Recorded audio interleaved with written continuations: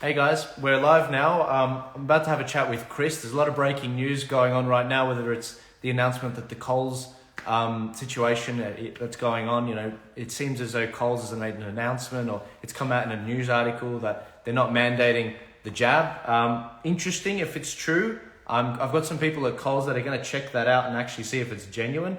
I'm curious. I can't wait to see if it's true. If it is true, then I mean that's huge. Um, just bringing Turning Point in right now, then we'll bring Chris in. There we go. That's one. And where's Turning Point? It's right there. Where is it? Maybe I shouldn't be dropping Turning Point immediately. There we go. Let's try this one more time. This is ridiculous. I cannot believe the lengths I have to go to get this live to work. New phone, new internet, can't even join my own phone in, let alone Chris. This is ridiculous. All right, let's join Turning Point. That's the key. I think that's the key. I shouldn't drop out. Mental note to the social media people out there. If you're going to bring a profile in and drop it out, don't do it as soon as it's loading in. Do it like mute the mic and hide the camera and just wait a bit. Let's bring Chris in. Come on, Chris, where are you, man? Chris. I can't see him.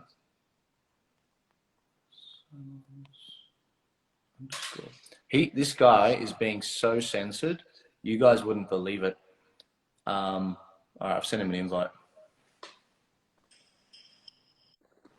Hey. That was smooth. Yeah, it was all right. That was all right. I had trouble on my end. With some of the stuff I was doing. Let me start again. Guys, welcome to the show. I've got Chris Symons here. He's sorely sought after by big tech. They're after him. They want to take him out. I've got some interesting revelations I've found out the last 24 hours, which aren't great. A lot of breaking news, brother. A lot of breaking news. But this was originally planned, guys, for Chris to actually, interview me. But his live streams he's being that censored. It's that bad. But Chris, welcome. Yes. Thank you. Lovely to be here. And I know we've got some breaking news and there's much to discuss, much to discuss. And I think it's just great to stay connected and staying united, right? Oh, yeah. Which I think this is so important for us to just stay united and, on the similar path where, there's so much information where you can go this way, that way, this way. The propaganda machine is strong. And when they're censoring people like me and you that are pushing out the truth, it's very hard to really put out the truth, right? And stay connected. Yeah. So it's great to be here, Joe. Yeah, no, it's good, man. So before I jumped on the live, this is a little bit late. There was a couple of breaking news stories that I didn't see. One was on Craig Kelly's Telegram, which said that he shared a photo of Coles, which was saying that they're not mandating the jab for the employees, and essentially, if you work there, you don't have to be jabbed. And I was like, wow, that's a big deal. Now we need to boycott Coles. I mean, I'm Woolly because they got to follow what Coles is doing. Yeah. But that was one bit of breaking news. Now, look, guys, it's not 100% confirmed yet. I just got off the phone with someone from Coles, and they work in they work in one of the departments that actually calls people up and lets them know about this stuff. They work in the HR area, and just wait 24 hours. We'll see exactly what Coles says. We'll double check it. But I think this is a win. I think this is a big win. And I think that if you can't get like Coles on board, Coles owns everything. They own like half of the petrol stations. Then, if they can't get on board, then a lot of businesses will also fold and they won't be mandating it. Because, we could have some serious supply chain issues, This is great. Great news. It really is. Yeah. So it's not confirmed as yet, right? Not confirmed as yet. Not quite yet. But you know what is confirmed? John Larder's case in the Supreme Court unfortunately, it didn't get held up. You know, listening to the judge during the case, I listened to it. It was really draining. The most enjoyable part of the case was listening to Dr. Kerry Chant get grilled. If anyone's got a recording of that, please send it to me. I thought it was hilarious for about 4 or 5 hours. I'll cherish We'd all that. enjoy that. We'd all enjoy that. She didn't enjoy, you know, she's getting a bit hot under the collar. But that happened. Unfortunately, it didn't get up. I suspect that they're going to be getting up to the High Court. I think they'll keep fighting. John's a fighter. I know John. I'll probably have a chat with him tomorrow to see where he's going from here. But yeah, John, he's the type that stands up to the Brad Hazards of the world, basically the bullies. It's funny because they're about the same age, and I love how in his segments he just goes after them. But yeah, no, I'm really looking forward to seeing how that pans out, and I hope that they can get Brad Hazard on the stand, because he ducked out last minute in the Supreme Court. I don't know if you saw that, but I didn't say that. But yeah. But, you know, with John, we're all behind you, John. Like, literally, we love what you're doing, and, you know, the fight inside you, it is seriously amazing. And, you know, I'm seeing lots of comments here saying, if this is true about Coles, I'm going to work at Coles. So anyone here manages at Coles, you've got an abundance of great workers right here. So there you go. How cool. There you go. A lot of people will. And I think a lot of gyms that have been not mandating the jab, in terms of they're not checking to see if, you know, people are, you know, jabbed or not, they're actually also doing that sort of thing as well. And guys, let's ask ourselves the question: if if this is true about Coles, what was it that got this result done? Because it wasn't a court case. The court case failed today. All right. What was it that got this done? It was people power. It was the people in Coles basically saying, no, I'm not getting the jab. And, you know, if you want to fire me, that's great. But I suspect that me and all the other people that don't want this jab are more valuable to you, you know, so you're not going to let us go. And I think that, you know, that it was really people power that ended up taking the cake on this. Yeah, man, I think, what's the vibe? What do you think the vibe is? I mean, a lot of people, I think they forget how much we're actually winning. Obviously, we've had some losses with some of the court cases, and a lot of people have been jabbed against their will. But when people stand up and say, I'm not getting the jab, I think you're surprised how, you know, they move the due dates like they did with the nurses or the teachers. They move it back. Exactly. What do you think about that?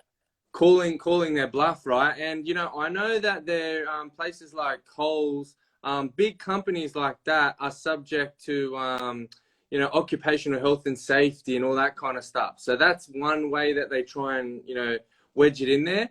But I was out the first time I've been out for quite a while in Bondi on the weekend. First time I was out in the East for quite some while. You know, I'm out in the West. And it was great to be on the beach and, you know, just chilling out with the friends and whatever. And walking past as it started to get more in the afternoon, you know, everyone was kind of getting into the afternoon drinks and whatever. It wasn't that crowded. And I spoke to a few friends that have had the juice, and they went out in the city that night to, I think it's Brazos, the meat restaurant, I think it's Brazilian or whatever. And they said it was dead, and the city was dead. And so, and they've been out quite a few times now because they've had the juice, and they go out and they said, literally, there's a couple of places that is you know, sort of busy, but a lot of it is dead. So that can tell us a few things, that, you know, people aren't as juiced as what they're saying. The population is not as juiced as what it says, right?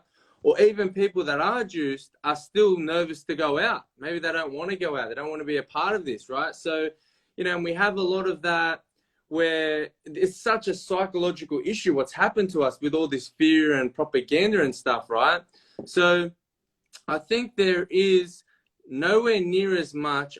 I believe personally, I think the numbers are false. I truly believe it. And I'm seeing a lot. If you look on comments on like Don Perrottet, Mark McGowan, Palaszczuk and all that, like she's getting blasted. Like we're talking thousands and thousands and thousands, right? So it's very interesting. And it's just hard to know the precise, like the exact truth, right? And yeah.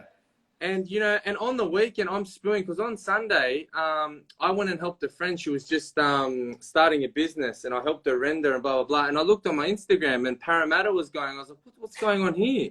That's why I reached out to you and Romeo saying, you know, guys, I don't want to miss one again. I didn't even know it was on. So I don't know if I'm that censored. And that's half the reason why I wanted this to stay united, because I know there's one coming at the end of the month, and it would be amazing if it would be the biggest one yet, right? So how can we make sure none of us miss this? There's like 3 this month, man. It's insane. 3 more this month in Sydney. It's going to be wild. I know. I've got a lot of thoughts about the protests and why there's so many of them. But there's one tomorrow, man. There's one tomorrow. It's like, for God's sake, you know, I don't care. This is a lot of work. This is a lot of work. Okay. You know, don't get me wrong. We've got to be out there, but it's just funny because it's like, okay, why are we protesting all of a sudden 4 times a month? It's because they're coming for the kids. That's why. I keep telling people will find their fight. You know, they can say no play to adults. They can say no pay to adults. They can say, you know, you lose certain privileges, which I believe you're born with, rights that we've been born with. But the moment they start doing those to kids, your kid can't go and play unless they're jabbed, or your kid, you know, has to be excluded from their friends in class. You know, your kids can't get certain privileges. Maybe they have to use certain bathrooms. I think at that point, a lot of parents, a lot of mothers, you know, that watch out. And I've been warning about it for months. I said, guys, we start winning when we get to that point, because the booster jabs are going to make a lot of the vaccine passports redundant. And on top of that, the mothers are going to activate the whole population, because mothers are concerned about kids. They're beautiful like that. They're hospitable. They're the mama loving, caring, you know, and they know how to activate and push the buttons of men really well. They say, ding, ding, ding, ding, ding. Men, we've got a freaking problem over here. This is the golden egg they're coming after right now. If you can't defend this, you're not a man, basically. And that's what's going on. That is exactly what's going on. And I'm not some clairvoyant. I'm 24 years old. I don't know anything. I only pick up on patterns. That's what I've seen in the UK. That's what I've seen in the US. And it's been absolutely beautiful. And you know what? The similar sort of thing is going to happen with critical race theory. When media in this country expose exactly what children are being taught in schools, whether it's, you know, their favorite character getting the jab, or even some of the sex ed stuff, or even some of the radical gender theory stuff, or critical race theory, telling kids you are racist, they are going to it's going to be amazing. It's going to be absolutely amazing. And I cannot wait to see what happens. Because when you look at where this country is going, it's amazing to see how all of these things end up getting exposed over time.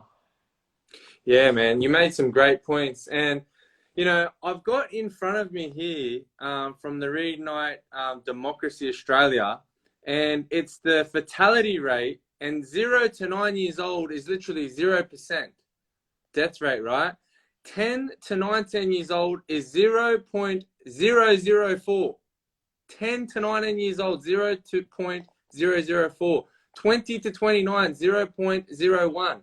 Like, I'm trying to find where the pandemic is here.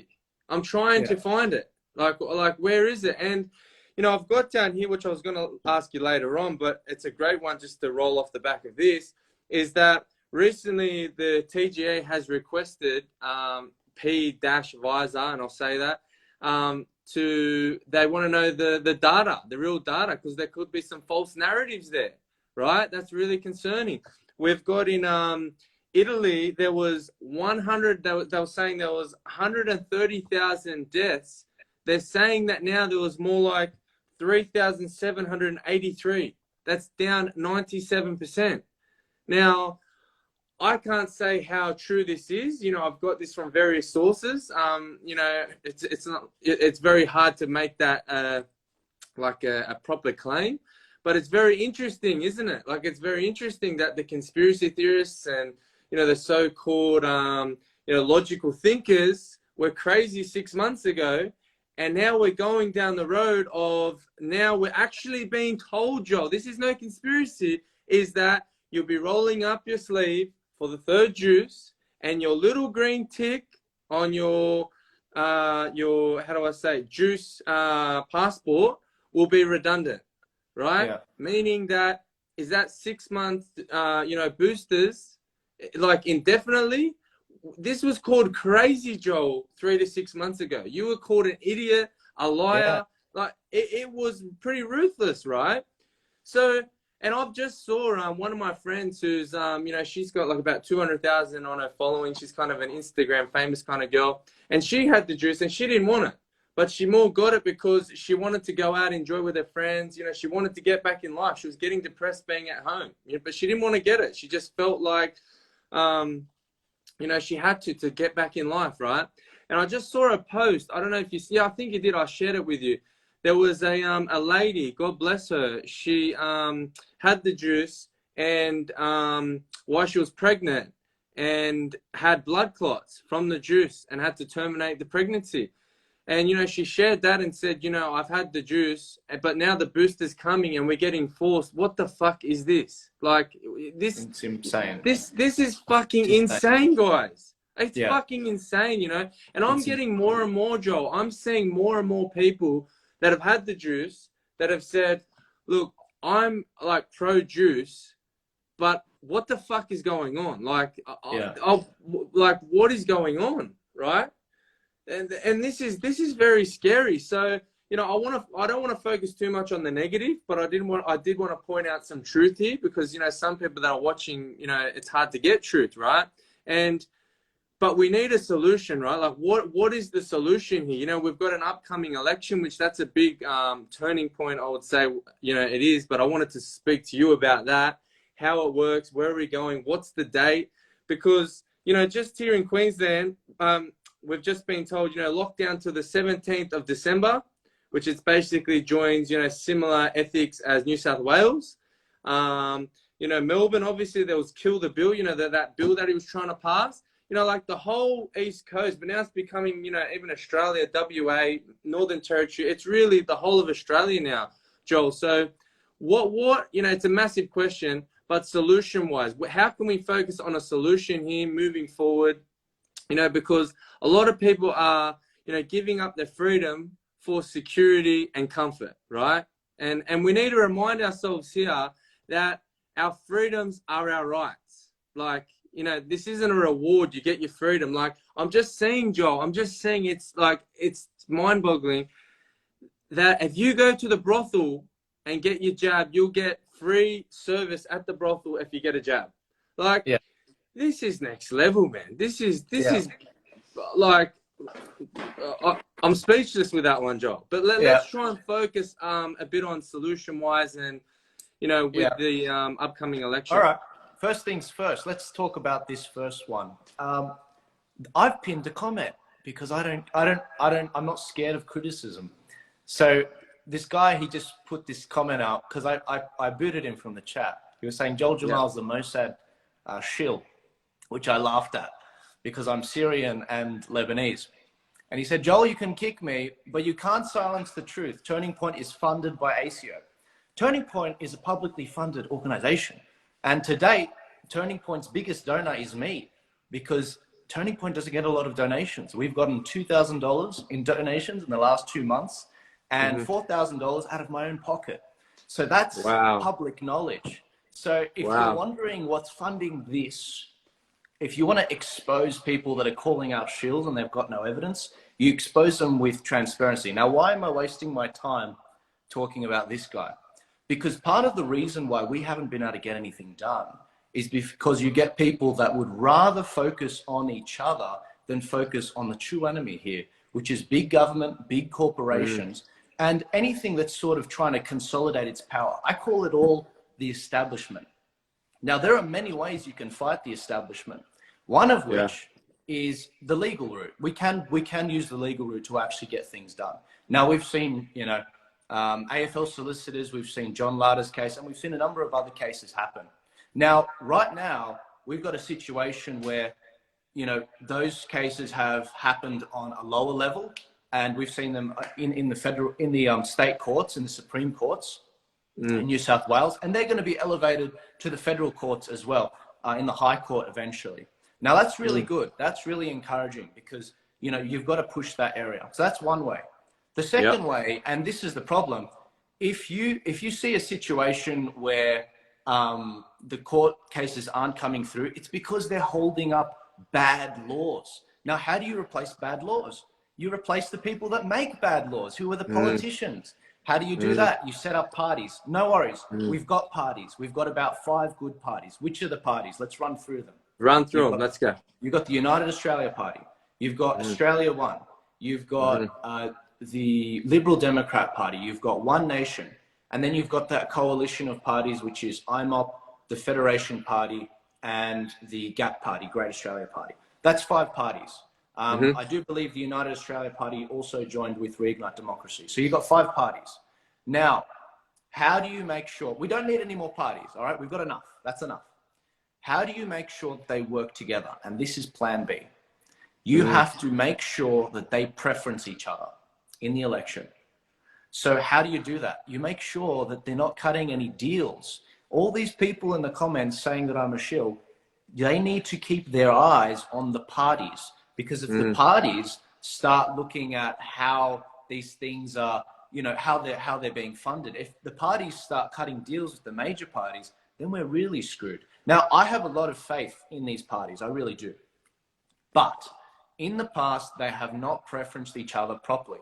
In the past, they have not actually, you know, been put in a good situation where they've preferenced each other, and we've actually lost seats. In the 2019 federal election, we, in New South Wales, we could have gotten a Senate seat. But because the minor parties didn't preference each other, we didn't get it. All of their votes equaled the Senate seat. And they didn't do it. So I have a solution. And, you know, I've alluded to it in the last few weeks. I'm not creating a political party. I'm using the Turning Point brand to actually create how to vote cards. So that means I've got to register as a third-party campaigner and do a bunch of different things.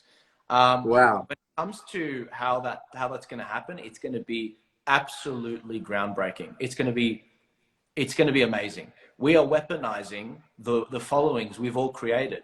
And not only can we not be deplatformed because we've got Rumble and Telegram, but this is going to allow us to actually fight back against the major parties and even the playing field. So even if the minor parties, some of the minor parties, who knows, I'm not accusing anyone of anything, but even if they cut deals with the major parties in some of these marginal seats, we'll be watching them, and people can use our how to vote cards because it'll be the efficient way to do that. Now, where are you going to be able to use these how to vote cards? You're going to be able to use them on the local elections coming up on the 4th of December in New South Wales. You're going to be able to use them in the state election. There's one next year coming up at the end, I think in November for Victoria. And then the one after that is New South Wales in 2023, March 2023. Yeah. And then the other thing is the federal election, which is most likely going to be in March or in May next year. The longer I think about these how to vote cards, the more I see a path forward. It takes away the ability and the negotiating power of any of these 5 major parties, minor parties, to cut deals. Because I have people that listen to my show and other channels that I'm talking with, they want to sign on board with this. They want to put their logo on it as well. They have people from all of these parties. So they have no choice but to work together. I was talking with Senator Malcolm Roberts the other night, and I said to him, how are you preferencing? And, you know, I was watching him very, very closely. I was silent the whole interview. I just needed the answer to this question. And he answered it exactly how I wanted to hear it. It's the minor parties at the top, the freedom parties, and then the major parties at the bottom. Of course, the Greens is the last one. That is very important. Now, for those of you that are listening and you have no idea what I'm talking about, that's okay, because I've got some really high-tech videos coming up. I'm only working with a budget of $6,000, guys, and look what's happening. When it comes to these videos, they're going to explain to you how the preference system works and how to actually vote on election day. These are tangible ways that we can help, and we can reverse these bad laws that have been solidified in the courts so that we can get them thrown out. I think that this is going to be probably one of the most influential things I do in my life. Groundbreaking. I absolutely. And I've got the, great.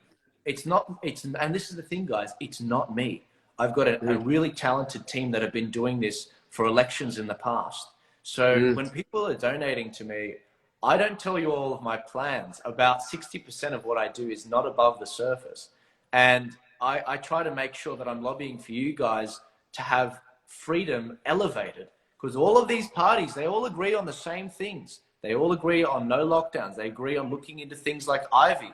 They agree on looking into things like, you know, making sure there's no mandates in these companies. Yes. Yet, why don't they work together? Well, this is a way they can work together. This plan cannot work in other countries. It can't work because we don't have a robust, they don't have a robust preference system in the UK or in America. We can only pull this off in Australia. Don't be surprised if they create laws to stop us from doing this in the future. So this really has to work in the federal level. It needs to work now, so then we can make it a thing, keep it a thing. Exactly. Yeah. Exactly. And this is the great thing.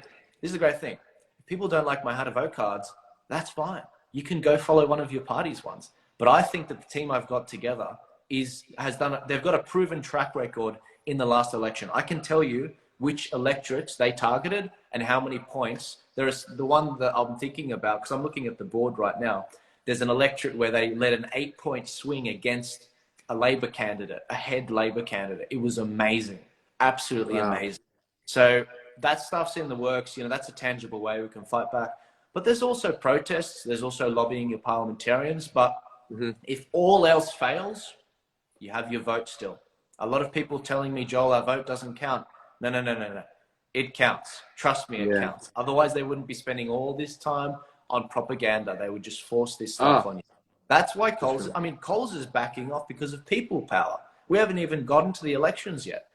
I'm very encouraged. I'm very optimistic. And this is why I keep telling people, guys, look at me. I'm as cool as a cucumber because I know exactly what's going on and I know exactly where we're going. And I know that we're going to be fine. We are going to be fine. Will we cop some losses in the short term? Absolutely. This is a war, as Gladys Berejiklian. The war. You know? And that's where we are, guys. But honestly, we're going to win this thing. It's just a matter of time. I'm going to outlive all these bastards in government that are creating these laws. Brad Hazard's going to be in the grave before I probably have my kids. Like this. Yes, you are. Just to put into perspective, guys, we're going to win this, but you've got to hang in there. You've got to, you know, look after your family, look after each other. That's what this is about. It's about community, you know. What do you think of all that, Chris? Man, great points. Firstly, I would just like to give you a round of applause. Like, seriously amazing. And guys, you know, you're looking at a 24-year-old man. Look what he's doing. Look what he's literally doing. So, you know, get behind him. Like, you know, I'm going to donate after this, most definitely. And, man, I'll be spreading the word to, you know, donate and put it to the best, you know, look what he's doing. He's making, he's literally, he's turning point of Australia. He's like, we have to do this. Like, you know, you're seeing what's happening to these dictators and tyrants. Like, you've got somebody like Joel, 24 years old, and look what he's doing, guys. So really get behind him, you know, donate, even if you can only donate $5, $50, whatever you can, you know, and if you can't, spread the message out to who can. You know, as more Joel and his party can get, the stronger, you know, we become. But second, you know, that hater, I would like to point out, you know, haters for me, I love haters. They're the ROI, the return on investment. I try not to laugh too much. Yeah. Yeah, right. But again, guys, if somebody that says that, right, he's must be in a deep place, right? So we wish him the best, because people that are doing well in life don't wish and say things like that to others, right? So, you know, haters, we take no notice anyway. We love you. But, you know, with everything you're saying, you know, with these cards, we've really got to take notice, guys, because in Australia, I know for me, you know, I'm 34 years old. I'm going to be fucking straight up. I have never given a fuck about politics until the last 2 years, especially in the last 12 to 6 months. Life's been fucking great. You know, life's been great. I haven't had to fucking worry about it really, you know, like as much. So now we do. Now, like it's a must, right? It's a must. If we enjoyed our life before all this shit show and we want to preserve that for us, for our kids, for our grandchildren and all that, this is a must, right? This is literally a must. So it's interesting, right? Because I just saw, you know, we've seen what happened with all the premiers, right? And we're all like our own little countries in Australia, right? And Scotty Morrison, the big man Scotty Morrison, he's kind of missing in between here, right? He doesn't say too much. And I've seen him coming out saying that, I think it was about electric cars, saying that, you know, Australians are sick of governments telling them what to do. And it's like, yes, Scotty, this is true. This is true. So what are you going to do about it, right? Like, what are you doing about it? What are you going to do about it? And to me, soon as I saw it, I look on a psychological perspective and I'm like, he's just playing the good guy to try and keep his votes. He's going to try and ramp up the good guy. He's going to spit that much shit like he's going to do the best for Australia, the best for you, the best for your family. But just remember, this was the guy that says, we won't be mandating it. We won't be this. We won't be that. We won't be that. While our premiers were ripping us apart and still are, and he's done little to nothing. Yeah. Right? So don't be fooled by this fucking, this, you know, excuse my swearing. It's just a smoke and mirrors. It's a smoke screen for like, look at this. I'm such a nice little guy, but really I'm coming around the back with my own agenda. And, you know, like net 50, we've got so much to worry about. Australia's so low on the carbon footprint. And instead of helping Australia and Australians out right now, worrying about Australia, he's out having meetings with his buddies in Italy and wherever he is, right? So, you know, we need to stay united, stay together, because like Joel said, there's some guys that are focusing on me and you, trying to rip Joel down. Like, guys, we've got bigger fish to fry, right? We do. We really do. We've got the common enemy. We're together, whether you've had the juice or you haven't. We have a common enemy, and it's not Joel. It's definitely not Joel. You know, well, this is the thing. I said it from the start. I've said it a million times on that couch when I first started the show. The moment I stop being transparent is the moment I lose my power to do anything, my audience, everything. And that's why this is what the internet's done to us right now. And look, thanks for saying that, man. You know, I really appreciate it. But guys, no, you're a legend. Donate what you can. I know these are tough times. Take it easy. This is a marathon. Remember that. I'm gonna keep fighting no matter what. Now the funds, absolutely, they enhance my ability to do stuff, and I can plan ahead, and I can bring good people on, and I can cover protests and get professional cameramen on. I mean, I got my new phone today thanks to everyone donating. Thank you guys so much. You know, I told you guys it set me back $3K, and I was happy to pay it out of my pocket last week. But you guys, in the course of the last 24 hours, have made up the gap. But and guys, let's make up for another 24 hours, guys. Let's ramp it up. Exactly. No. Anything's, you know, I appreciate it all, man. I appreciate it, Chris. You humble me, man. But when it comes to this particular plan, the goal is, what you want is you want to get enough parliamentarians so that no party has the majority.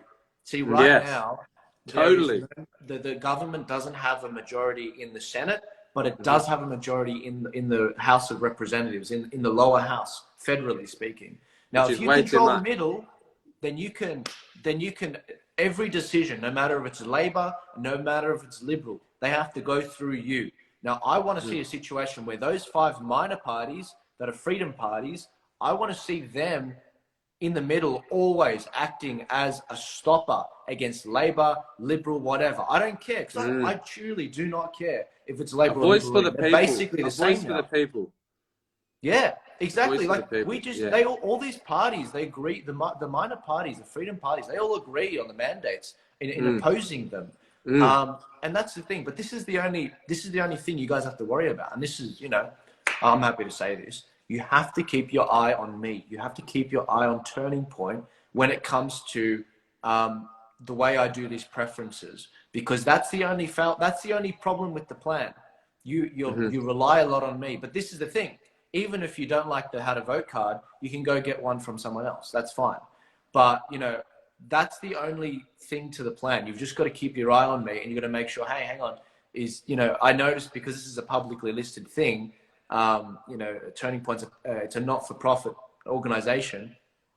You know, who put this massive donation in? Now, thankfully, we don't have any big donors right now because I keep saying no to them.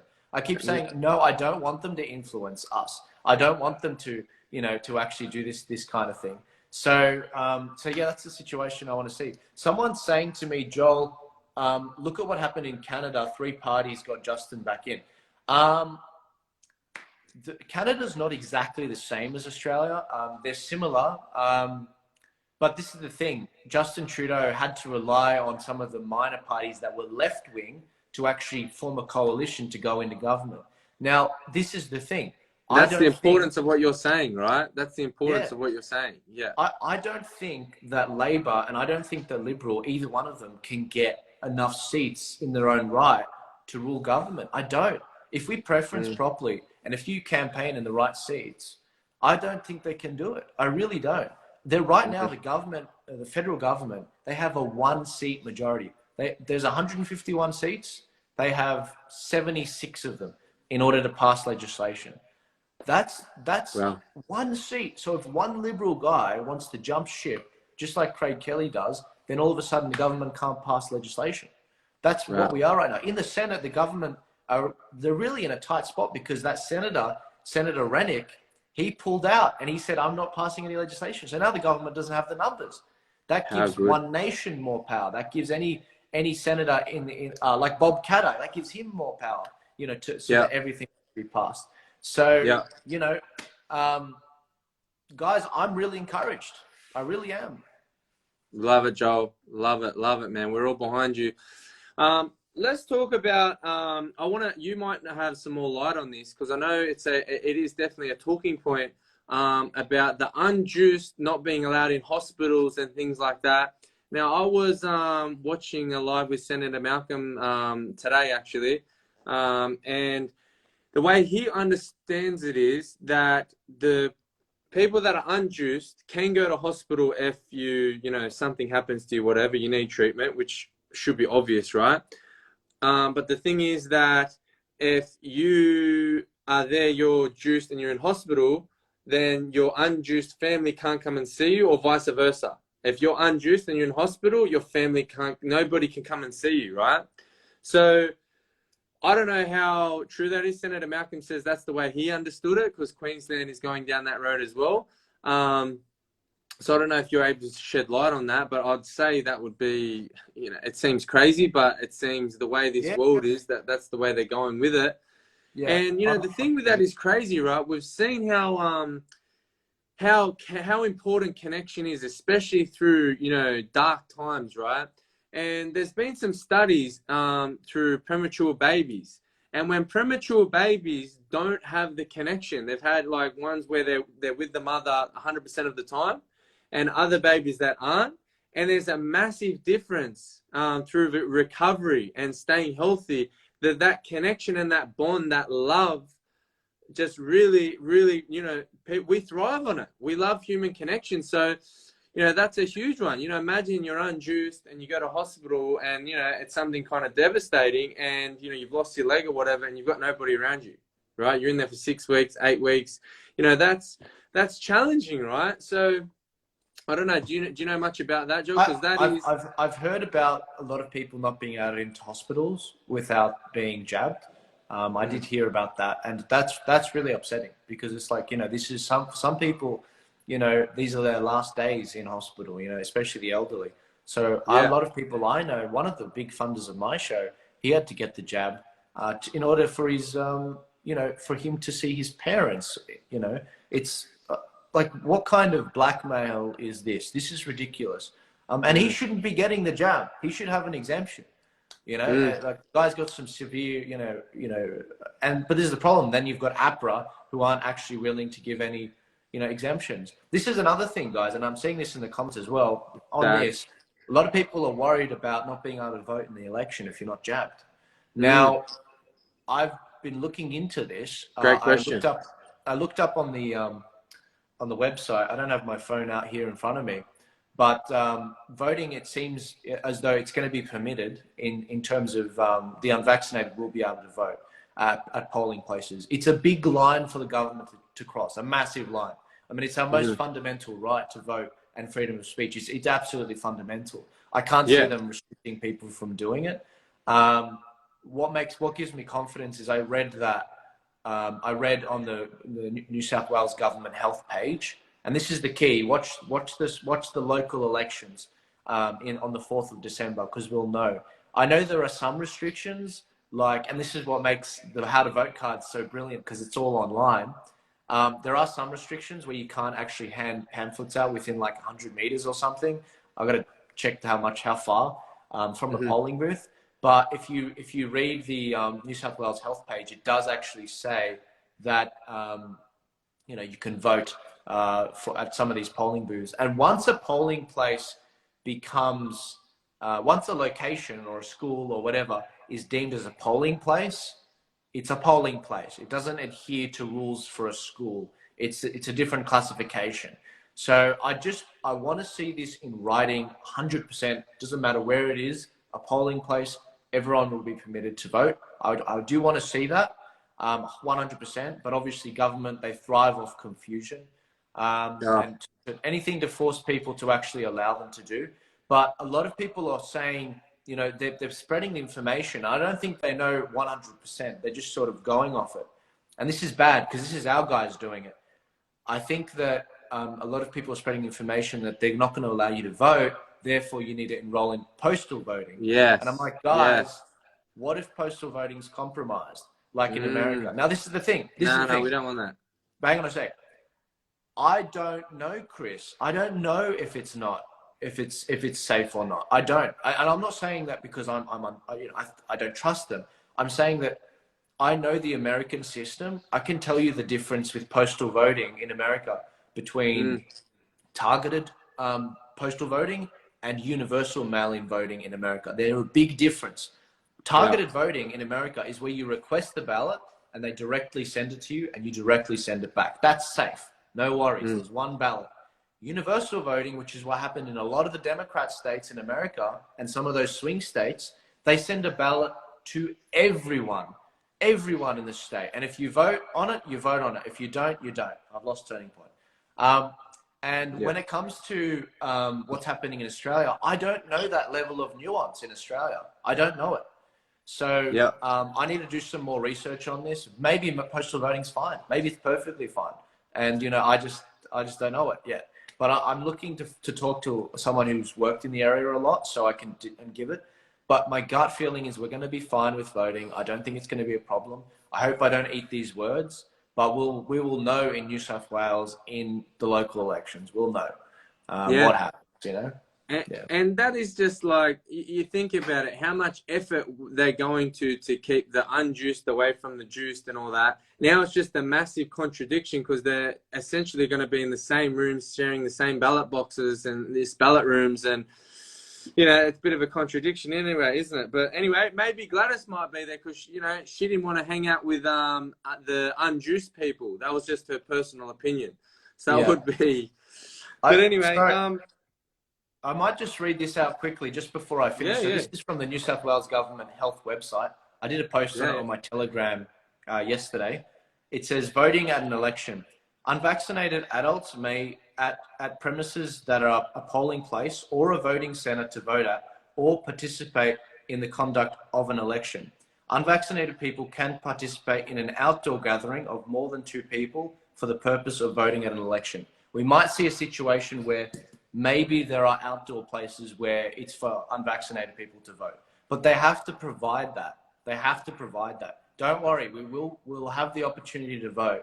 They're not going to take you right away yet. Maybe in the following elections, but right now we do have our vote, and we need to make sure we vote the right way and efficiently so that we can do it. Yeah, that's great. And this is like Australians, we weren't too much into politics, But now it's time. It's a must, right? We need to vote these bastards out. Yeah. And, you know, I want to go down after. I'm going to ask you about if you know much about Ricardo Bossi, Clive Palmer, Craig Kelly, that kind of jazz. But how great, before we get into that, how great was it to see? Well, it was mixed emotions. It was kind of sad, but it was kind of passionate. Just to see all those nurses and doctors stand up, you know, in literally thousands. You know, we saw on the border of Queensland and New South Wales, Tweeds Heads, like there was literally over 10,000 people there, and all types. You had fire brigade, you had, you know, police officers, nurses, doctors. You know, you had all types of people. And this is what the funny thing is, Joel, is that remember when we went to that the big protest in Sydney in like June or July, when you gave a great speech, by the way, and we were literally called crazy. I remember, like, there was people, even friends were messaging me saying, Chris, what are you doing? Like, just stay home. You're putting us all at risk. And, you know, you're just going to extend lockdowns and all that kind of stuff. Like, four or 5 months later, we're protesting more than ever. People are not fucking dropping dead. Why is now all of a sudden they're not so crazy anymore?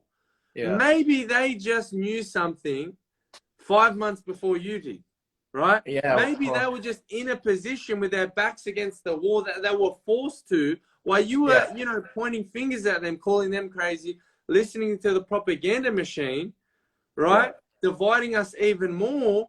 Like, guys, they aren't dropping dead. People, like, when was the last time, Joel, Australia, not like the whole world, but now Australia is protesting, like, I don't even know, like every second day, every weekend. Mate. You know, I've never seen it in my life. Like, mate, it's ridiculous. You know, even the people that have had the juice and were kind of, you know, skeptical and, you know, this is a conspiracy theory, have to start thinking, like the mainstream media is not showing this. And we're seeing it all over social media. What's going on? Why are these people doing this? New Zealand? Why? Yeah, I've had a really cool vantage point with the protests, as you know, not just being, you know, at the center of, you know, a couple of them, but in terms of seeing what's been happening with the police as well. It's so fascinating, guys. It's so interesting. We had those big rounds of protests in the past. The 24th of July was a real peak. It was a real peak. We got them off guard on the 24th of July. And, you know, after that, they started the strike force in New South Wales. You know, it was heavy. The second one, I didn't make it to the second one. I didn't make it. They slapped a lot of good freedom fighters with bail conditions. That's why you still don't see some of them at the protest. Aussie Cossack, that's why you don't see him in Parramatta. He would have loved to come down. I know he would have. There are a bunch of these people. These freedom fighters are legends. A lot of them paved the way for these protests to happen now. Now, a lot of the organizers we have now, more power to them. Right now, we're in a situation where the government, the police, they eased off. Why did they ease off? That is the most interesting question of them all. Can we say you do know that? I do know. If you're open to discussion, because I've wondered that myself. Like in August, I didn't have the heart to tell people this, and I think this might cut out in the next 4 minutes.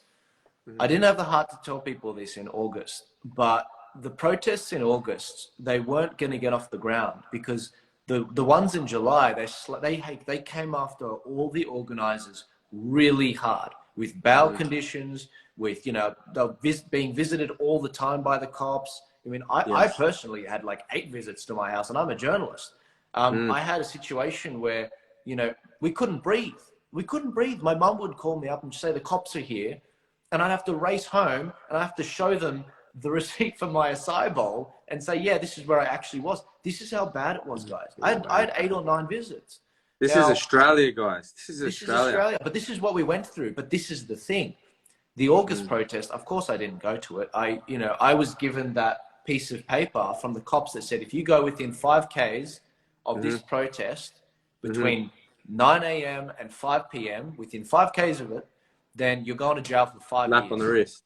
Yeah. Now, that was shown to a lot of parliamentarians, like Mark Latham, And he said, hang on, you mean to tell me, because I know Mark, we go back to 2018.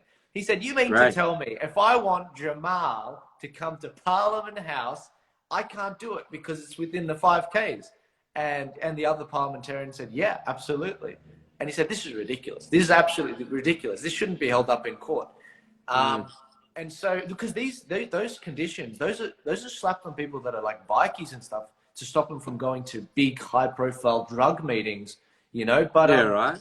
But long story short, I mean, let's not forget what happened in August. They outlawed Uber drivers and any other drivers from driving in those to those areas between certain times. They got rid of the trains during those services during those times. Let's not forget those things. This is why I'm telling you guys, so you remember what happened, what the government did. And this is the great thing. I didn't know that. The government played right into it. They played right into it. They tightened the grip too hard. Then what ended up happening was the Americans started paying attention what was going on in Australia. And then they started, like people like Anomaly really popularized what's going on in this country. People owe Anomaly a lot of thanks. They have no idea how much thanks they owe him. He decided, because someone I know told him to start interviewing Aussies, average Aussies on his live streams. And he started doing it. And by chance, I happened to end up on one of them after the July protest. But what ended up happening was the international outcry at Australia. Australia became a meme. Donald Trump Jr. ended up saying, "Don't Australia my America." You know, this is amazing. This is amazing what was going on. Wow. Then the Americans started to dig up. It's huge, bro. And what ended up happening was the Americans started to dig up old footage in Australia, like the kids being pepper sprayed. That happened like 5 months before they discovered it. All of this old footage. And then they started to find a fascination with it. And then the pressure on Scott Morrison was so severe. We started having our own premiers. We never even used to know their name. Now they're starting to be featured over in America. We've got Americans knowing the name of Dan Andrews or Gladys Berejiklian or Dr. Kerry Chancellor. Wow. Don't have a conversation. We Yeah. needed American support more than people recognize. You have no, and this was individual people. This wasn't the American government. This was individual freedom fighters. They provided a few airstrikes that we really needed. And it made a fool of our leaders, and they didn't like that. They did not like that because Scott Morrison has no right to tell China off or any other country off, like Afghanistan at the time, if his own country is completely out of order. It's the Jordan Peterson quote. You can't criticize the world until you've basically cleaned your own bedroom. Now, that's the first part of it. And sorry for the rant. I'm trying to fit this in 4 minutes. The second part of it is on the Reclaim the Protest that happened last month, not the one that just happened on the weekend. Last month, it was also in Parramatta. I went there to cover it within my 5Ks because I'm out west. And I'm perfectly within my right to as a journalist. You know, I wore a mask where I needed to and whatever. I started to notice the police watching me when I was there. I started to see I started to see, this would make anyone, this would make anyone paranoid for the rest of their life. There were hooded guys, one guy in particular in a grey hoodie. He was pointing out guys to the police saying, "Oh yeah, that guy's this guy, that guy's this guy." He was obviously a cop. And for all the people calling me a shill, I'm giving you guys exactly what they're doing. They had this guy pointing them out. So I knew that the cops were waiting for me. So when I went to go home, I was with Mario. I was like, "Mario, I think they're following me. I'll see you later. But if I was you, I'd keep streaming on your end." So what ended up happening was I went up the bridge and I was walking to my car. I was walking with people there. They were talking with me and whatever. Yeah. I was about 50 meters from my car when I noticed one of their cars. It wasn't a labeled police car. It was like a Prado, black sort of car. I can't remember the brand. And it creeped out of the opposite street. And then as soon as it recognized it was me, it sort of sped out. It crossed left, and then it went across to the wrong side of the street. It crossed to the other side of the street. It hit the curb on an angle, and then the guy sticks his head out and he's like, "Hey Joel, can we have a chat?" And I'm like, "What are you guys doing?" Like, now I would have kept walking, But this guy, I recognized him because he was one of the 8 sets of cops that came to my house, and he was all right to chat with.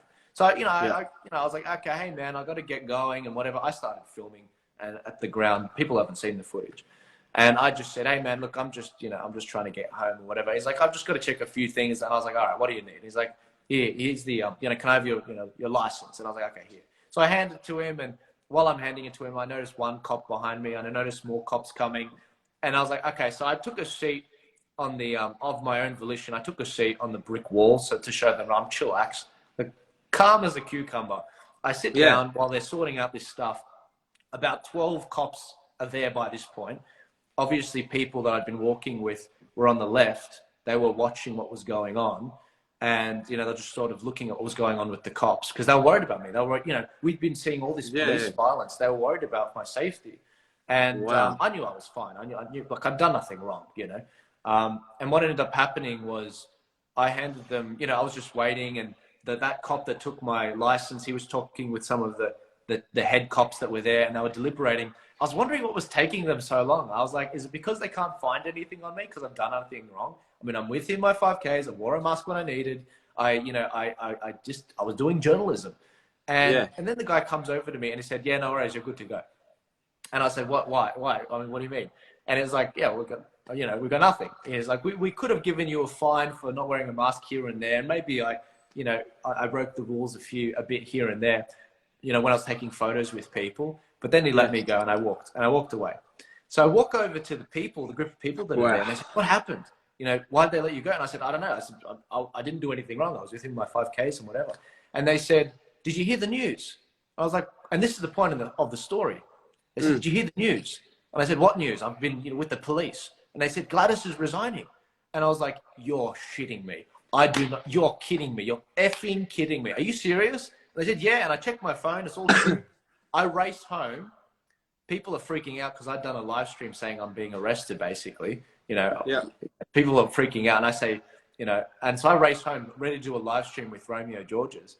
And I get home, and then I start doing a live stream. We watch Gladys give the announcement, and then we, and that's it. And you guys can still see that live stream. The rest is history. But this is the point of the story. The moment, as I was speaking with the cops, news came out that Gladys was resigning. Now, I didn't think much of it until I realized that they were trying to get me on something. They were trying to find something, but there was a change in leadership. And when the premier changes to Dominic Perrottet, he's not as fascistic as Gladys. I don't like Dom. I don't. I think he doesn't go far enough. But Gladys was crazy. And whoever she had in charge of police was insane. Now, I just learned this week that the same thing happened in Penrith that day. So what ended up happening was there was also there was a Reclaim the Line protest that happened that day in Penrith. And the moment Gladys, news was leaked that Gladys was resigning, the riot police pulled out. The other police pulled out. They all went away because it was like a change of the guard. I didn't realize how much power they had. So so do you see how it's the two things? We needed the help from the Americans, and we had a change of the guard. That's why, and this is the thing, the Reclaim the Line protest we just had, it emboldened everyone. So now we've got a protest tomorrow in Parramatta. There's a protest, over in possibly on the 20th. The freedom rallies, they're the ones that happen on the July 24th. The 27th is the big one, right? And then there's the 27th. There's the big one.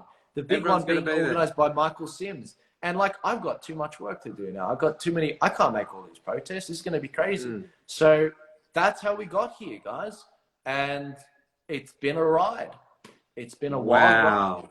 Wow, Joel. Like, again, man, we've got a 24-year-old man, having a go for all of us. And look at the stuff he's going through. Literally intimidation. Cops at your house 10 times and more. Like you're some big drug dealer. And what are you doing? You're just trying to be a voice in a democracy. Like, man, geez, like, is that such a big issue, right? You're an actual proper journalist. It's not like you're, some reckless, vigilante, like it's Mate, I was a choir boy when I was in school, man. I was the school captain of my junior school. Like, I didn't mess up, I used to get crap for being, the nice kid in class. And now I'm the one, you want to convince the world that I'm the racist, I'm the misogynist, that I'm, you know, all of these things. It's like, are you kidding me? Like, you could have picked anyone else and it would be more believable. But, you know, but look, this is the thing. I'm okay, guys. We're winning. We are winning. And it's going to be hilarious because they're backing off. They are backing off. We're going to have a break over summer. They're going to push these mandates next year, especially with the boosters. And we're going to win this bloody fight. And that's why you see me calm as a cucumber. You know, don't get me wrong. It is not over. And we can lose if people take their foot off the gas. But this whole point of this whole debacle is to teach you how your democracy works so that no matter what you want to get done in politics, you can do it. The power has always been with you. You just didn't realize it. Yeah, there might be some young kid at 20 years old right now looking at you thinking, you know, he might step up in another couple of years, right? You never know who you're inspiring. But let's go down the road of Ricardo Bossi. I don't know what you know, but the last live I saw was a couple of weeks ago. I think it was with Maria, actually. Him saying that the end of October, you know, if the politicians don't come, you know, come clean, you know, they're going to be held accountable and all that kind of stuff. Now, obviously, we haven't seen too much. It's the end of the month and all that kind of thing. Doesn't mean there's not a lot of things happening in the background, right? I don't know if you know too much. Maybe you can't say. But if you could shed some light on Ricardo Bossi, Craig Kelly, that type of scenario, where are we going with that? As they're the big dog fighters, right? They're the real dog fighters that are pushing very hard against this government and this narrative, right? So, what have you got, Joel? Yeah, I mean, so we'll address the first part of that. Ricardo was saying, I think it was maybe a month and a half ago, he put a warning out to, I think, those in the military and those politicians and, you know, those people in the police out there. He said, if you don't come over to our side, essentially, by the end of October, then it's, you know, it's over. A lot of people ask me about that. And whenever they ask me, I tell them the same thing. I'm like, it's an arbitrary date. Ricardo and I have had so many discussions on those couches behind me.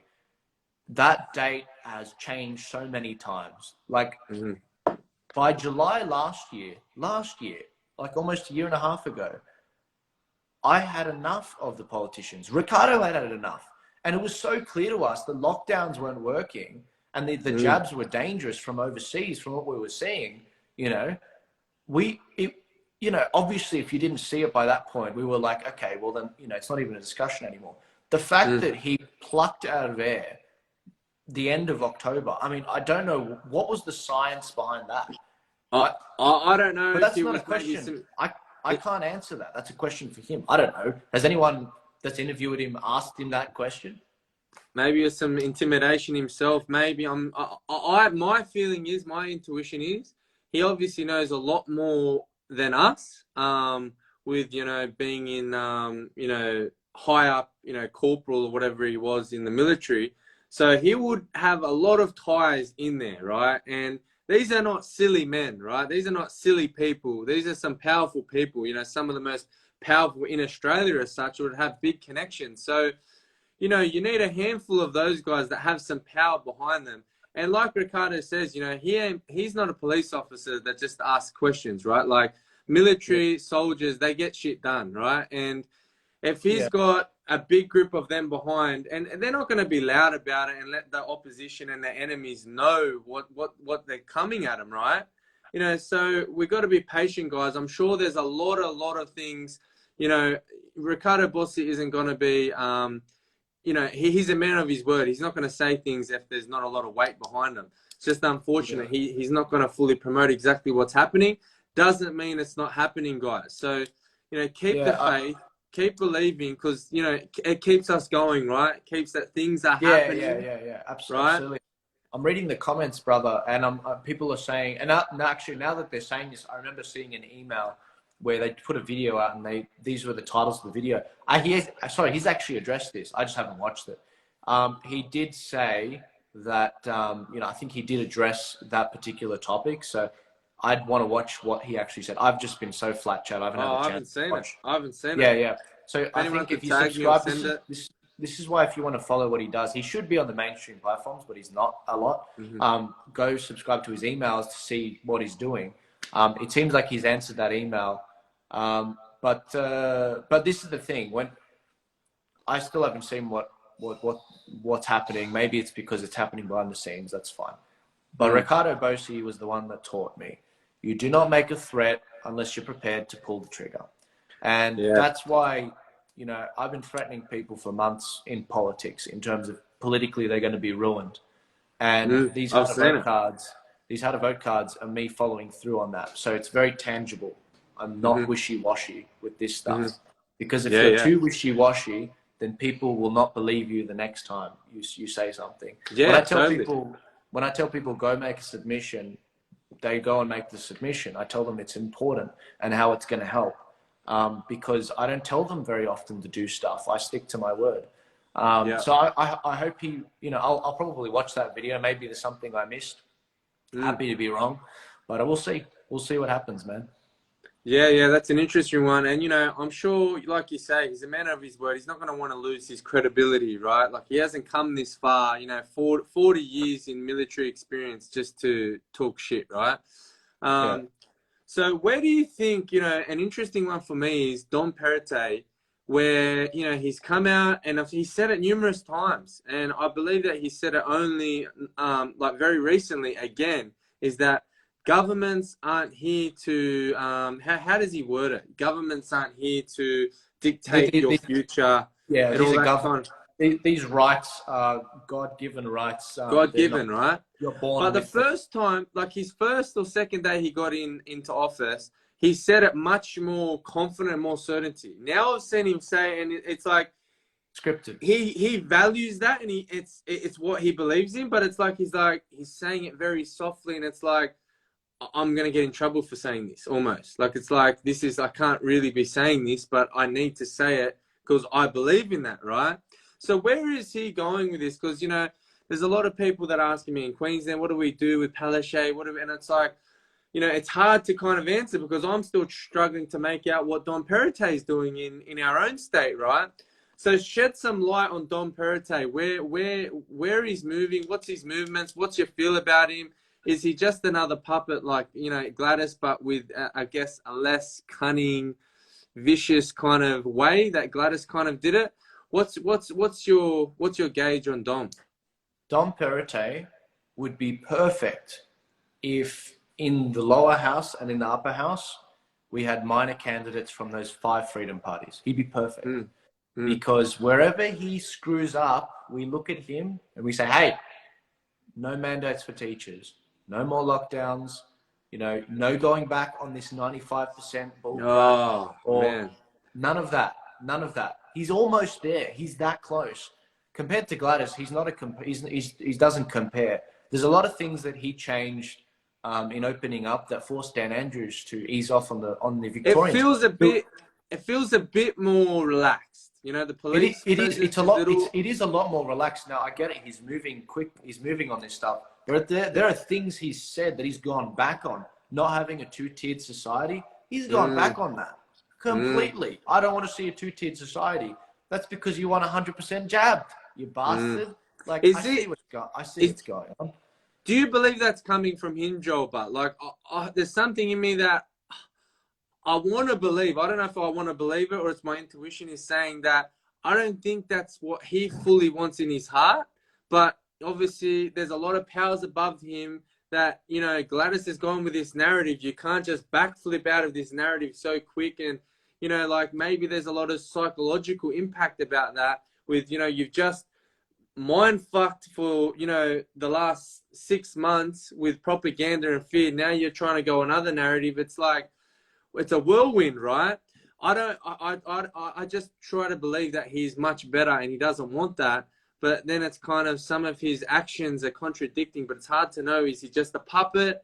Is this coming from him? You know, and what was very disappointing, Joel, was when we had the 1st of December. We had that locked in the bag. And we had Rami from Rami from Rashays.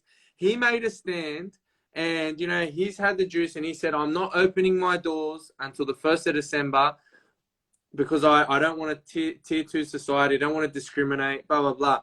And then now they went to the 15th and he said, guys, I have to open up. Like, I have to open up now. You know, what happens if they get to the 15th and he says, oh, sorry, guys, it's January? You know, like, you can't trust these guys. And that's just a real, how can, like, their credibility is just going lower, lower, lower, lower. Like, how can you believe anything they say? And that's why I truly believe that we should question everything. You know, don't believe me. Don't just believe Joel. Do your own research. Like, there's so much out there. Get as much information as you can so you can make the best informed decisions, right? Yeah. And I feel there's a lot of people out there, Joel, that may have had the juice and they've had beliefs that, you know, the government had our best interest, that now are really, really having that cognitive dissonance and going, shit, what the hell? I can't believe this is happening. You're telling me my almighty government is corrupt. They lie. They don't really have our best interests. You got to go slowly, bro. You got to go slowly. This is like a roller coaster. Otherwise, people will just vomit up, you know, whatever's in their stomach. Sorry, I was having a chuckle there because people were saying vote Ray Hadley out.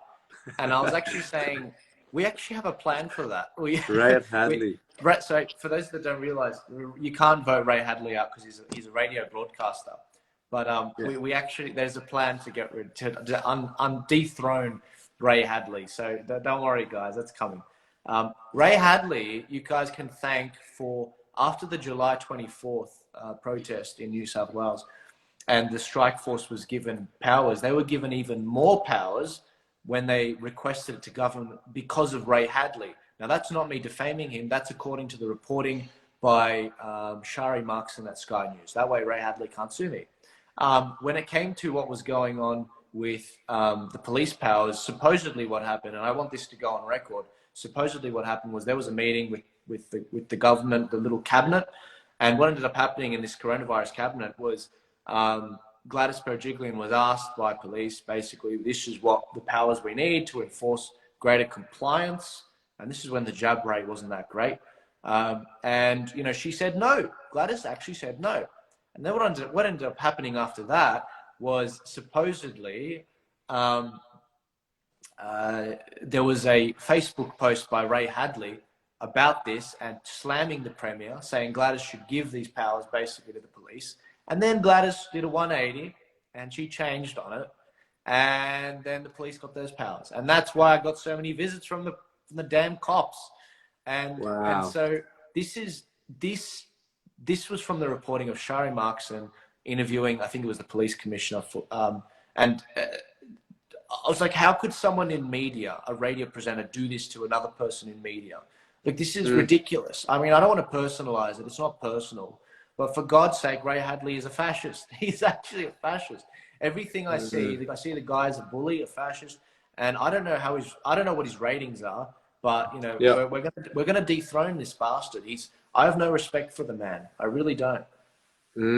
Interesting. And this is the thing, guys. Honestly, just throw your TVs out. You know, the mainstream media, you know, the mainstream radio, all that kind of shit. They just spread absolute, you know, rubbish.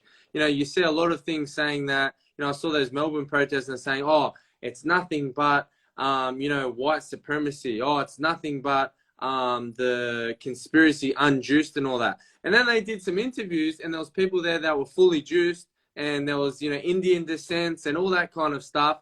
And it's just like, man, they're just trying to divide us, right? And that's why a lot of this conversation's about is getting some different information and keeping us united, right, on the same path and focused, because they're going to try and knock us off track. They're going to, you know, we've got these elections coming up. Like Joel said, they're going to try and confuse us. There's going to be last minute changes. There's going to be this and that and blah, blah, blah. So it's hard for you to have clarity and focus, because without that, it's easy for you to be manipulated, right? So let's stay together. But Joel, let's finish up. So, you know, we're seeing New Zealand rise, right? And I've seen the governor at the Governor General's house in New Zealand. You know, it's very interesting. You know, they're doing the haka at the front of Parliament, you know, all that kind of stuff. When, like, you know, these protests that we're doing, right? and I've seen a lot of people say, you know, these are wastes of time, nothing's happening, blah, blah, blah, blah, blah, right? I want to hear it from you, as, you know, you're very high up in there, you're very influential. Are these protests a waste of time? If they are, why so? If they're not, what are the benefits? You know, this is democracy. How important it is for many people to show up to this, the big one on the 27th, right? As this is a planned one, right? Like, this is planned. This is not against the law. On the 27th, don't be fooled. We can go to this. This is by law. It's organized professionally. So the 27th in Hyde Park, you know what, again, you know, on my question, are protests positive for freedom, democracy? 100%. And I'll explain in a second, but the one that's on the 27th, guys, I will be covering it. I will be covering it there. And I'm looking forward to being there. But do protests work? I've been deliberating this question for a long time. And it didn't occur to me till about mid this year, when I saw what was going on in the country, that they actually do work a lot. How? In this country, there are a number of ways we're fighting, you know, legal, you know, whether it's, you know, the polling booths or any other aspects that we do, submissions, petitions, whatever. Yeah. But one of the things that empowers all of those things is morale. Now, you guys don't see it's so powerful. It's so powerful, isn't it? As it's liberating. It really is, man. What I said earlier on was that 60% of what I do, maybe actually more, is actually off camera. I don't do a lot of stuff on camera.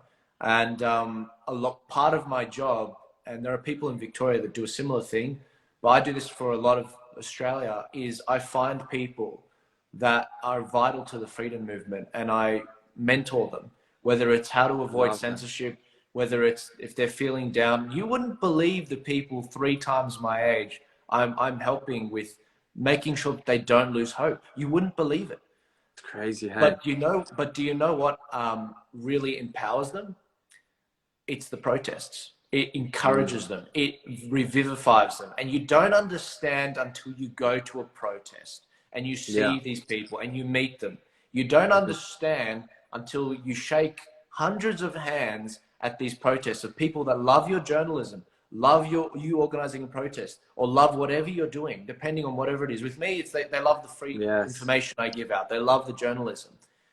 And they want to take photos of you. They tell you their story. They say, you saved my life. Sorry, I was just getting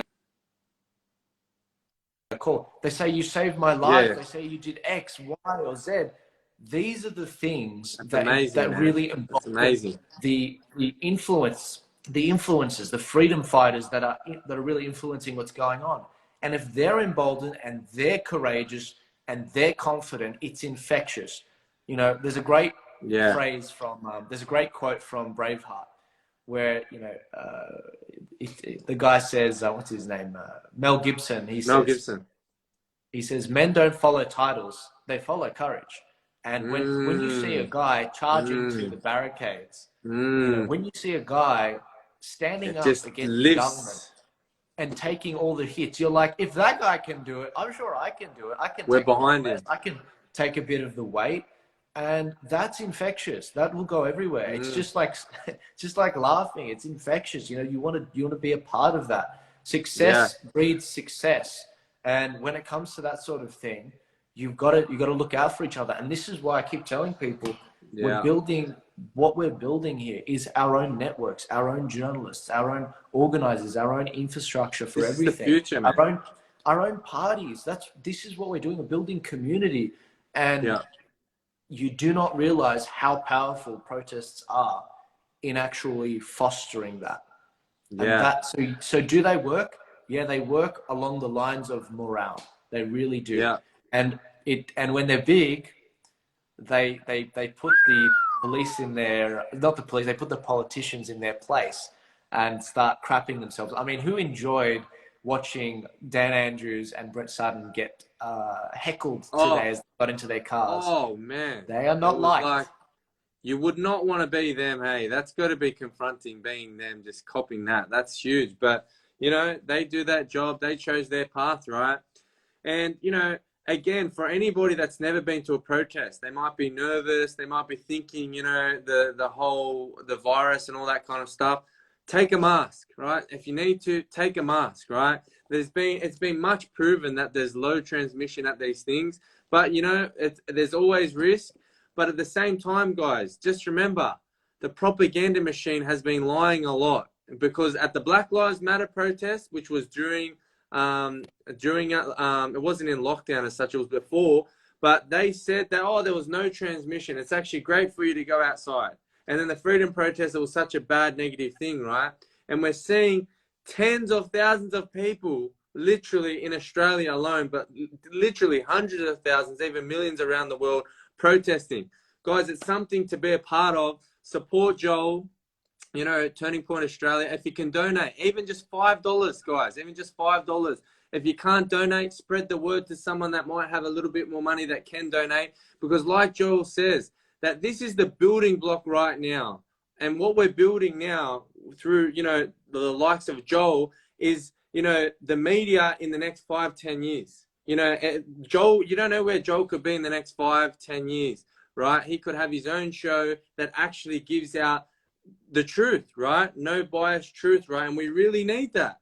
We really need that right now. So guys, if you haven't gone, come to the protest. You know, friendly, always friendly, no violence at all. We do not condone violence at all. But the protests come, it's going to be liberating. Connect with everybody. Come say hi to me, Joel. You know, it's going to be amazing, guys. It's seriously going to be amazing. Tell your friends to come. The more we get there, this is the way, like Joel says, this is the way democracy works. The people are the power, and we've kind of forgotten that. But I can feel the shift, right? Can you feel the shift, Joel? It is turning, right? Literally. So be a part of it, guys. Be a part of it. Tell somebody to come along. Support Joel wherever you can. Much love, never any violence, and it's going to be great. I cannot wait. There's great things coming, guys, and it's not just me. A lot of people are getting their crap together. Romeo George's, what I see him doing is one of the most encouraging things. Legend. In New South Wales. I can't wait to see what he's doing, and you'll like what he's got coming. I won't ruin his announcement. He's got some cool stuff coming, and you guys are gonna love it. And that's why you got to support him too, and what he does. But if you want to support what I do, man, the best way is really sharing, getting the good news out. People need to know that they're not crazy. We can do them any good if they lose hope. But also when it comes to you know, what I'm doing, of course, donations help. Obviously, don't give your last $5. Yeah. I mean, you know, you look out for number one. That's you, anything that's you can. Family. But yeah, look, when it comes to where the money's actually going, most of it to date for Turning Point's come out of my own. It's come out of my own pocket. You know, I'm doing this stuff because I want to save the country. I'm 24. I'm going to have to deal with whatever mess comes out of this stuff. I can't go back to construction. I can't. When I was in construction and I was a laborer and I was doing bricklaying, I was making $250 a day. Sometimes I would work 6 days, 7 days a week. That's like $1,500 a week, guys, cash in hand. I said no to all of that. I said no to all of that because I don't see a future where we can't, you know, where we're going to be able to raise a family. I don't want to have kids just yet. If you're a family and you're considering kids, you should 100% have kids, 100%. But with me, I'm in a very unique position right now where not a lot of people can do what I do. Not a lot of people understand how the democracy works.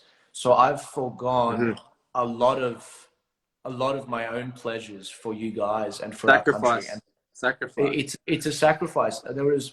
And I never tell people how much it's cost me. You know, I probably could have spent a lot more time with my dad in his last days, you know, rather than doing the podcast. I probably could have entertained a few more girlfriends than your dad, you know, what I'm doing. Your dad would be proud of you, mate. Your dad would be proud of you. You know, he knew where you were going with this. And, you know, I spoke to you before about this and that he was like, you know, really sees a future for you in this. So, mate, you know, do it for your dad as well. He's looking down on you, and, man, I'm sure he's very, very, very proud of you, man. like we all are. Yeah. You're doing great No, things, mate, mate. You're doing great things. it's my pleasure. And, And li- I'm just, and, lit- and literally, Joel, like, mate, you're 24. I just can't wait. I just see big things, and I will hope that, you know, you're going to be as big as, you know, the likes of these Channel 9s and all these kind of rubbish media. You know, I just see amazing things for you, man. I can't wait. no, thanks, man. I truly enjoy what I do. I think it's the best gift being able to do this. I actually really enjoy this stuff, and I love helping people. And the best part of the job is actually meeting people at the protests. I really enjoy it. But guys, I will see you guys later. I've actually got to get going. It's my cousin's birthday today, and I've got to go see him. But I'll see you guys later. God bless.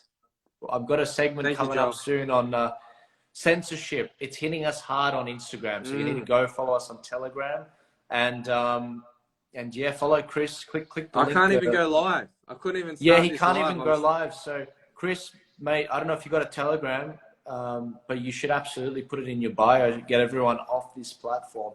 I'm lucky; I've got a bit more time, but I'll have to start create a new account probably soon. But yeah, guys, thanks so much, and God bless. See you guys at the protest, loud and proud. Yeah, I'll probably cover the protest that's happening tomorrow as well, guys, in Parramatta. But I'll see you guys later. If you want to donate, links below, links in the bio. I'll see you guys later. Thanks so much, Chris. Thanks for facilitating an interview. Thank you, mate. See you, buddy. All right, I'll see you guys later. Ciao.